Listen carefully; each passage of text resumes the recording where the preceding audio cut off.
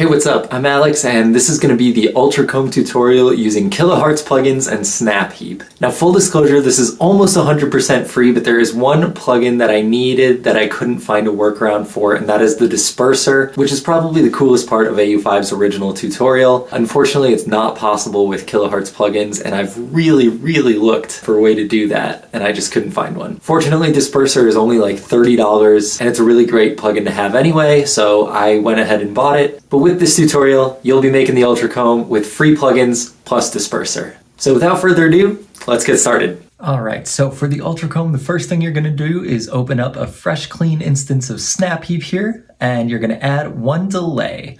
You're going to turn the feedback all the way down, the mix all the way up, and the time to the lowest value which it can be, which is 10 milliseconds. Then we're going to take this delay and we're going to duplicate it. Now, before we get any further, make sure that you have these two buses here set to parallel using this button down here.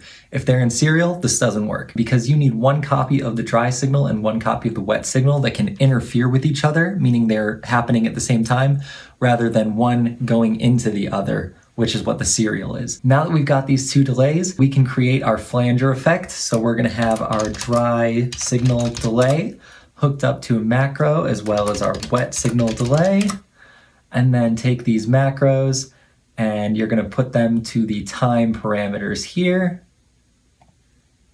And then we're going to right click on that, and a good delay amount of modulation for a flanger is probably going to be about 20 milliseconds. So now I've got this hooked up to some white noise in Serum. All that's going on is this ARP white noise. And here's what it sounds like. Just white noise. And then if we add the delay, you get that real nice flanger effect. We're gonna go one step further and we are going to create the phase shift. So this is the tricky part of Au5's tutorial. I tried to make this phase shift happen with just Kilohearts default phaser, and the reason why it doesn't work is because there is no polarity inversion for just the interfering signal. So the way a phaser works is it takes the original signal and then it takes the copy and it shifts the phase just a little bit. Now it's important to note it's the phase and not just the time of that copy signal. It's hard to show with my hands here. So the phaser in Ableton is able to invert the polarity of the phase shift signal, the duplicate signal. This phaser in Kilohearts is not, and I've played around with different ways to try and go about it. The stereo plugin doesn't work. There's a channel mixer which lets you invert the polarity of different things, but it affects all of the signal coming through the phaser. And again, this phaser has two signals, the original and the copy. Au5's phase cancellation and phase dispersion requires you to isolate just the copy of the phase shifted signal. We can't do that here. So unfortunately, this is where the paid plugin disperser comes in. The good news is it's easier to set up. The bad news is it's not free. It does cost around $30. However, if we decide to go ahead and use disperser, we can then set our macro to the cutoff frequency, and we're gonna have it be 100%, turn it all the way down to start. We'll have the amount, which is kind of like a dry wet knob.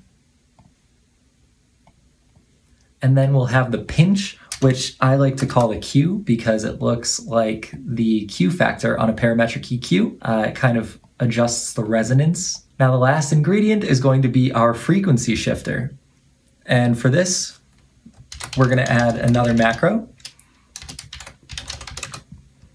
And then we're gonna hook it up to this.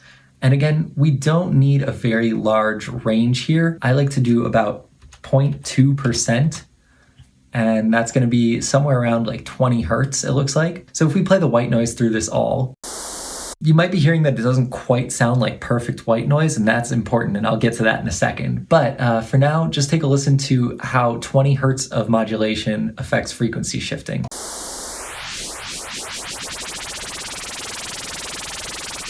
Right, so you get the nice wubbies, but you don't get too many wubbies. And what we're looking for with those macros is just like a fine-tooth level of modulation control. For the reason why this doesn't sound like perfect white noise, it's because the frequency shifter introduces just a tiny little bit of time delay.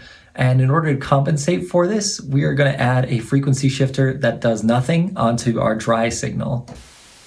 And now we should get more or less a perfect replica of the sound. So we've got our chain here with the two delays, One has a frequency shifter, the other has a disperser and a frequency shifter. Here's what all of our effects do. We've got our flanger created with the delay. We've got our phase dispersion. We'll turn the amount up so you can hear it. And then we've got our frequency shift. Now that we've got two frequency shifters, you can hear that the troughs and the peaks are canceling each other out exactly and perfectly when we introduce the frequency shift and they line up. So take a listen again. And compare that to without this frequency shifter.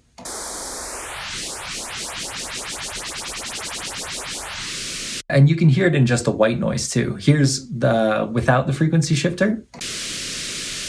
And with. So it's much cleaner with the frequency shifter, but maybe you like the effect without. That's totally fine. So now that we have the macros and everything set to 0 and all hooked up to the parameters that we want them hooked up to, we are going to save this patch as something you'll remember. And then we are going to initialize our snap heap. We're going to open up 4 of these, 5 if you want, and we're gonna add a limiter to the end of our chain. Snap heap has a really cool feature where you can add, instead of any one of these snap-ins, just another instance of snap heap. Check it out, we've got snap heap. I'm gonna go to my Ultracomb preset, and I actually have this perfect one, which just means that it has the 2 frequency shifters instead of the 1. And then I'm gonna hook up all of my macros to the macros in that snap heap instance. And it's important to note that they will only go as far in the modulation as you have saved on your original instance. So the fact that I am modulating these all to 100% is not going to change how much they were modulating before in the other thing, before I initialized it. So now that they're all hooked up, I'm going to Option click drag, and I'm going to copy this 4 times, 5 if you're feeling frisky. Also important to note that these are now in serial. These are not in parallel processing. Now we've got our white noise. Here's the flanger. A really deep and pronounced flanger effect. We are going to adjust the amount of phase dispersion, and then the cutoff. And lastly, we have our frequency shift.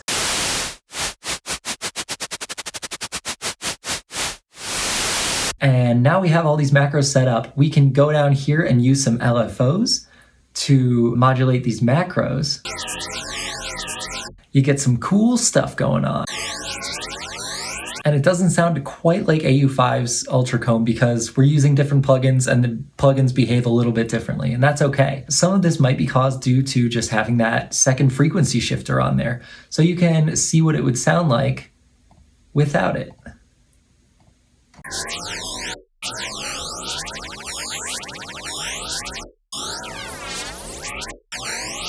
And if you want to reset the phase, if you notice that it's sounding weird and you can't figure out why, try just turning everything off and then turning it all back on again. The old computer wisdom. That should reset all of the phases to be perfectly aligned. And you can add a lot of really other cool stuff in Snap Heap. Like it has an audio follower if you want to get like the envelope of an input signal.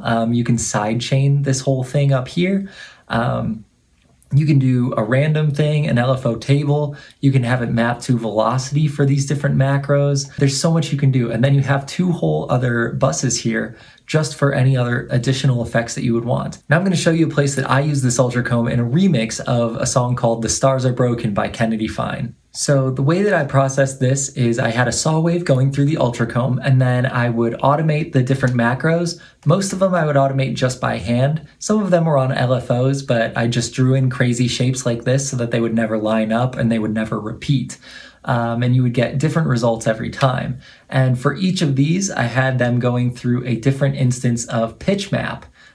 Which, if you don't know, pitch map is a really cool plugin that essentially quantizes the pitch of each frequency to the nearest pitch that you specify. So I had these all set to different things. Snapshot A was set to F major, snapshot B was set to D minor, etc., and did the different chords of the song. And then I bounced those all out after running them through pitch map. And then I broke it down into sections. And then I have them all going up to this bus where I have shaper box making a filter with this shape. So it gets a half a bar of wubs and then a half bar to let it shine. And here's what that sounds like.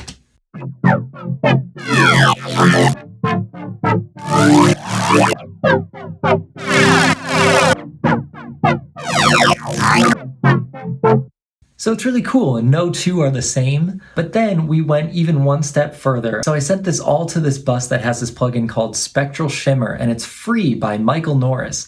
And Spectral Shimmer has a bunch of really cool parameters that you can play around with, but it creates this awesome spectral granular effect, and it turned into this.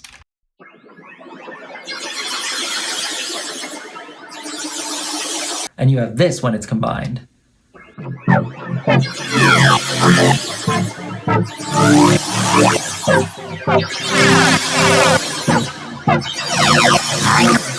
And it sounds to me like dubsteppy, wubby shooting stars. So here it is, all in the context of the song.